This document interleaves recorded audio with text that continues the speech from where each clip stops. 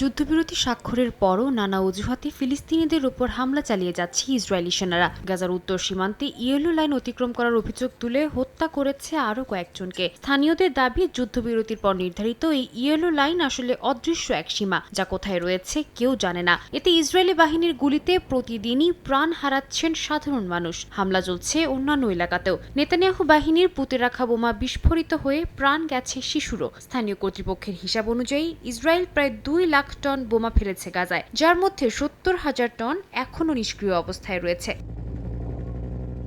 পশ্চিম তীরেও বাড়ছে সহিংসতা। জেনিনের দক্ষিণ পূর্বাঞ্চলের রাবা গ্রামে ফিলিস্তিনিদের বাড়ি ঘরে হামলা চালায় ইসরায়েলি বসতি স্থাপনকারীরা। তাদের সহায়তা করছে নেতানিয়াহু সেনারা। জাতিসংঘের তথ্য বলছে, সেপ্টেম্বর থেকে পশ্চিম তীরের 70টি গ্রামে 126টি সহিংস হামলা হয়েছে। পুড়ে গেছে 4,000-এরও বেশি জলপাই গাছ।